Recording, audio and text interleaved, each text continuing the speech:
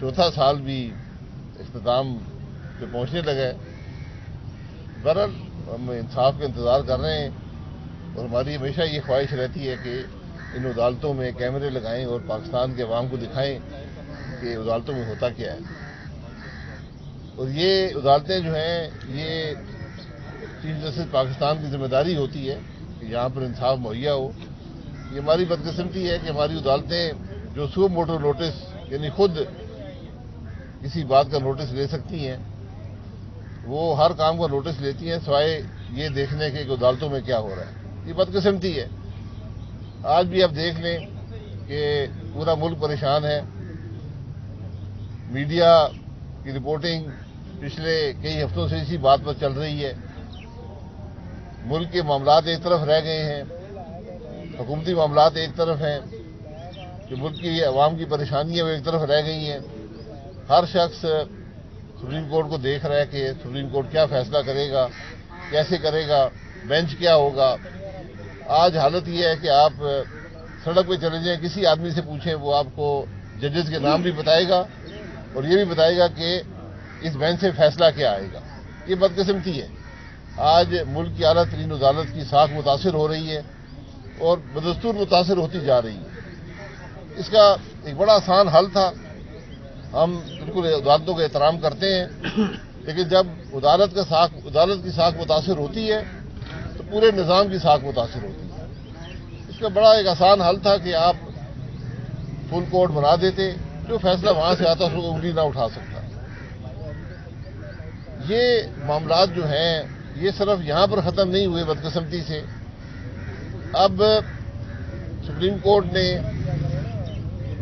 ایک ایسا قانون جو پارلیمان نے پاس کیا، صدر صاحب کے پاس گیا، انہوں نے اس پر اسینٹ نہیں دی، یعنی انہوں نے اس کو سائن نہیں کیا، واپس پارلیمان میں آیا، جوائنٹ سیٹنگ میں پاس ہوا اور ابھی 10 دن کا مہلت ہوتی ہے صدر صاحب کو کہ اس میں دستخط کر دیں۔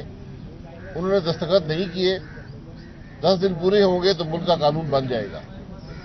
لیکن سپریم کورٹ نے قانون بننے سے پہلے ہی، ایک بڑا انوکھا واقعہ ہے کہ قانون بننے سے پہلے ہی کہا کہ جی یہ قانون کا عمل درآمد جو ہے وہ نہیں ہوگا۔ اس بات کی تاریخ جو ہے میرا نہیں خیال کہ دنیا کی کسی بھی عدالت سے آپ کو ملے گی۔ قانون پہ عدالتیں تشریح کر سکتی ہیں، اس کے بارے میں خیالات کا اظہار کر سکتی ہیں، لیکن قانون بنانا یہ آئینی طور پر پارلیمان کا کام ہے، عوام کے منتخب نمائندوں کا کام ہے۔ اگر عدالتیں قانون سٹرائک ڈاؤن کرنا شروع کر دیں تو پھر ملک کے اندر کیا رہ جائے گا۔ تو آج یہ لمحہ فکری ہے سب کے لیے، اور آج ملک کی سب سے بڑی ضرورت بھی یہی ہے کہ ہر ادارہ اپنے ڈومین کے اندر رہ کر، اپنے اختیارات کے اندر رہ کر کام کرے۔ میں نے کئی دفعہ پہلے بھی یہ بات کی ہے ٹی وی پر، سوال کے جواب میں خود کرنا نہیں چاہتا تھا، لیکن نیب کا جو قانون ہے، میں جب پرائم منسٹر تھا تو اس میں تمام جماعتوں نے مل کر ایک کمیٹی بنائی تھی جو اس میں ترمیم کرنا چاہتی تھی۔ مجھے پاکستان کی اعلیٰ ترین جو جوڈیشل شخصیت تھی ان کی طرف سے پیغام آیا کہ اگر آپ نے یہ قانون بدلا، دن میں بدلیں گے تو رات کو سٹرائک ڈاؤن کریں گے، رات کو بدلیں گے تو اگلی صبح سٹرائک ڈاؤن کریں گے۔ تو جب یہ معاملات ہو جائیں، جب اداروں کے درمیان تعلقات یہ رہ جائیں، جب عدالتیں ہی اپنی من مانی شروع کر دیں کہ کون سا آئین، کون سا قانون لاگو ہوگا اور کون سا نہیں ہوگا، تو پھر انصاف کے تقاضے پورے نہیں ہوتے، پھر انصاف ملک میں نہیں رہتا۔ آج سب کے لیے لمحہ فکریہ ہے، عدالتوں کے لیے بھی اور حکومت کے لیے بھی، کہ یہ ملک کے اندر جو مسئلہ پیدا ہوا ہے، جہاں پوری قوم آج تماشائی بنی ہے، اس کا بیٹھ کر حل تلاش کریں۔ یہ فیصلے عدالتوں میں نہیں ہوتے، ان فیصلوں کا بڑا گہرا اثر ملک پر پڑتا ہے۔ آج جب ملک میں انتشار کی کیفیت ہوگی، اس کا اثر ملک کی معیشت پر پڑتا ہے، اس کا اثر ملک کے ہر نظام پر پڑتا ہے۔ یہ لمحہ فکریہ ہے اور آج چیف جسٹس صاحب کو، ملک کے وزیر اعظم صاحب کو تھوڑا اپنے معاملات سے ہٹ کر اس معاملے کو طے کرنے کی ضرورت ہے تاکہ ملک میں یہ انتشار کی جو کیفیت ہے یہ ختم ہو۔ اچھا، آپ نے چیف جسٹس کی ذمہ داری کی بات کی، آپ کے خیال میں موجودہ چیف جسٹس پاکستان جو ہیں وہ اپنی ذمہ داری پوری نہیں کر رہے؟ دوسرا سوال، یہ اس وقت جو ایک ایک کر کے کر رہے ہیں جی دیکھیں، جو آپ نے بات کی ہے کہ ذمہ داری پوری کر رہے یا نہیں کر رہے، یہ تاریخ فیصلہ کرے گی یا پاکستان کے عوام کریں گے۔ چیف جسٹس آف پاکستان ہے، ہمیں اسے توقع ہے کہ آئین اور قانون کے مطابق جو ان کی ذمہ داری ہے وہ پوری کریں گے، ان کا ایک ریکارڈ ہے اور ہم اسے توقع رکھتے ہیں کہ وہ اپنی ذمہ داری پوری کریں گے۔ لیکن یہ جو ابہام پیدا ہو گیا ہے بینچز کے بارے میں، یہ بات درست نہیں ہے۔ اچھا، یہ جو عدلیہ اور مکمنہ کے درمیان ایک چپکلش چل رہی ہے، کشمکش چل رہی ہے، اس کا نتیجہ کیا آئے گا؟ پاکستان کے لیے کوئی اچھا رزلٹ آئے گا؟ میں نے ابھی آپ کو بتایا کہ جب بھی یہ کشمکش ہوتی ہے، یہ ایک کوئی انوکھی بات نہیں ہے اس کی کشمکش، لیکن یہ سب سیٹلڈ باتیں ہیں کہ قانون کون بنائے گا، قانون کی تشریح کون کرے گا۔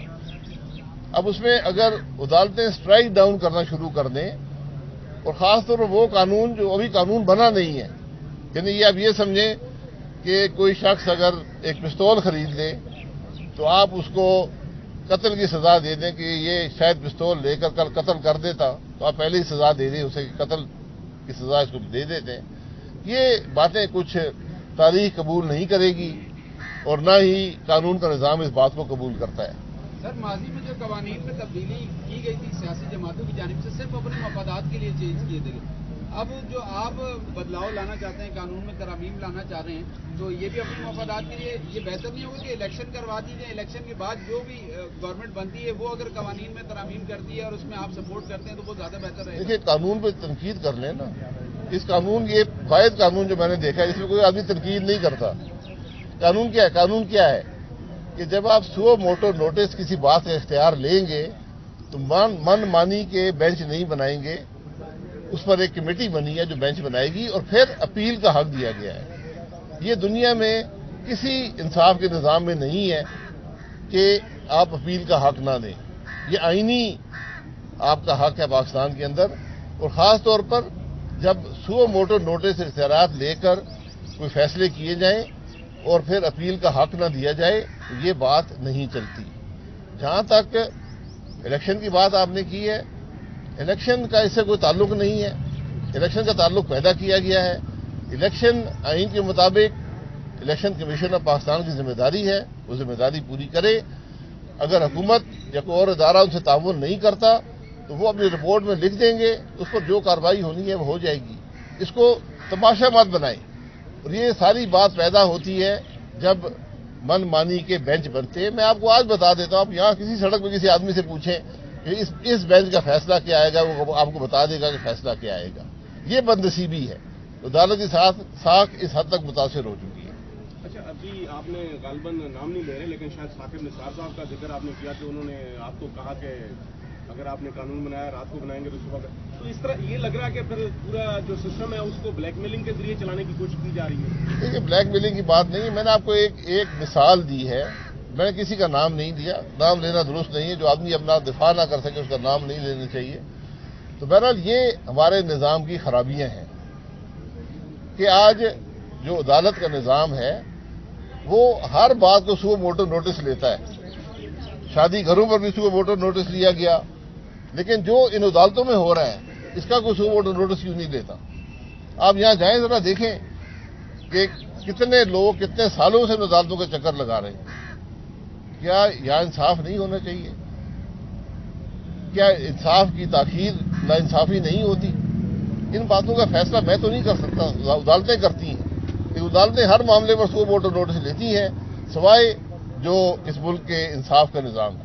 اچھا سر، آپ کیا چاہ رہے ہیں کہ عدالتیں جو بینچ بناتی ہیں اس سے پہلے جو جن کے خلاف مقدمہ ہوتا ہے ان سے پوچھا جائے کہ جی کون سے ججز بٹھائے جائیں اور ججز کون سے بینچ بنائے جائیں، اس طرح کا کوئی قانون ہونا چاہیے؟ نہیں، آپ کا کیا خیال ہے؟ میں نہیں کہہ رہا، آج سپریم کورٹ کے جج کہہ رہے ہیں کہ یہ جو بینچ بنتے ہیں وہی 3-5 آدمی کا بینچ ہر معاملے پر بنتا ہے، خاص طور پر جو سو موٹو نوٹس ہوتا ہے۔ انصاف کا ایک تقاضا ہوتا ہے کہ اگر ملزم بھی آپ میں انگلی اٹھا دے، ملزم انگلی اٹھا دے تو وہ جج یا وہ بینچ ہٹ جاتا ہے۔ میں آپ کو مثال دے دیتا ہوں، میرے ساتھ ख्वाजा नवीद साहब सीनियर लॉयर हैं इस शहर के। आज से 23 साल पहले हमारा इसी शहर में हाईजैकिंग का ट्रायल हुआ था। बहुत मशहूर ट्रायल था पाकिस्तान की तारीख में। 99 में, 2000 में फैसला आया। रहमत हुसैन जाफरी साहब उसके जज थे। उस वक्त हाई कोर्ट के जज भी नहीं थे, स्पेशल कोर्ट के जज थे। हाईजैकिंग ट्रायल था जिसमें मुल्क के वज़ीर-ए-आज़म, चीफ मिनिस्टर 2 और 9 लोग उसके अंदर अक्यूज थे। सबसे मार्शल्लाह हुकूमत थी उस वक्त। रहमत हुसैन जाफरी साहब ने ट्रायल चलाया, डे टू डे बेसिस पर चला। ट्रायल जब मुकम्मल हो जाता है तो आप जज के पास पेश होते हैं और एक कागज पर साइन करते हैं कि मुझे इस ट्रायल से कोई एतराज नहीं है। बात दुरुस्त है जी? तो एक एक करके हम 9 अक्यूज थे तो कमरे में ले गए। रहमत हुसैन जाफरी साहब बैठे थे तो मैं जब कमरे में गया तो उन्होंने तमाम एहलकार निकाल दिए कमरे से। रहमत हुसैन जाफरी साहब जिंदा है, ये बात मैंने पब्लिकली एक टीवी प्रोग्राम पर की है, पहले उसे कभी नहीं की थी। तो मियां नवाज शरीफ साहब भी बैठे थे, वो मुझसे पहले आए थे साइन करने, मैं भी आया। तो हम कमरे में 3 लोग रह गए। रहमत हुसैन जाफरी साहब ने कहा कि मियां साहब को, मियां नवाज शरीफ साहब को, कि अगर आपको मुझ पर एतमाद नहीं है, ट्रायल मुकम्मल हो चुका है, मुझ पर एतमाद नहीं है, मेरे मुंह पे कह दें, मैं अभी केस को रिमांड कर देता हूं, यानी री ट्रायल हो जाएगा। ये इंसाफ के तकाजे होते हैं, ये जज का कैरेक्टर होता है जिसकी आज जरूरत है। बहुत शुक्रिया। सर, वो दूसरी तरफ भी आ रहे हैं, आप इतनी वजाहतें कर रहे हैं कि आप नई पार्टी नहीं बना रहे, लेकिन वो सुई लोगों की वहीं अटकी कि आपका ये जो आपकी क्या राय, बना देनी चाहिए? हमें क्या एतराज है? मशवरा दो ना। मैंने पहले कहा कि पाकिस्तान, मैं पहले कहा कि कार्रवाइयां चल रही हैं। मैंने पहले कहा कि पाकिस्तान चंद चीजों में खुद कफील है, उसमें एक सियासी जमातें भी हैं, बल्कि एक्सपोर्ट भी कर सकते चल रही है हैं। जी, सुप्रीम कोर्ट में जो कार्रवाई चल रही है, एक तबके की ख्वाहिश भी है और लग भी रहा है कि शायद वो पूरा हो जाए। जिस तरह आपने कहा कि बेंच बनती है तो पता चलता है फैसला क्या आएगा। पता ये चले कि कल मियां शहबाज शरीफ साहब और उनकी कैबिनेट तौहीन अदालत में गई अंदर, तो कहते हैं कि आप दोबारा वज़ीर-ए-आज़म बनेंगे पाकिस्तान। इंशाल्लाह आप लिखवा लें जी, ये सादे कागज में लिखा लें कि मैं वज़ारत उम्मीदवार नहीं हूँ। आप पहले भी नहीं थे, अगर पार्टी नहीं, मैं बिल्कुल उम्मीदवार नहीं हूँ, लिखवा लेगा। अगर आज आपको वज़ीर-ए-आज़म ढूंढने पड़ेंगे या वज़ीर-ए-आज़म मिलेगा नहीं आपको। आप मौजूदा हुकूमत की कारकर्दगी से मुतमिन है, क्योंकि बिलावल भुट्टो भी तारीफ कर रहे हैं कि मियां साहब। देखिए, मुतमईन मैं हूं या न हूं, मुल्क के हालात मुश्किल हैं, इनको मैनेज करने की जरूरत है। ये हालात जो बिगाड़ अशरों का है, ये एक दिन में दूर नहीं होता। सर, वो मैनेज IMF कर तो रहा है जी, IMF ने कह दिया कि IMF जो कर रहा है, अगर वो जो IMF चाहता है वो हम करें, फिर आपको समझ आ जाएगी। तो समझ आ गई सर।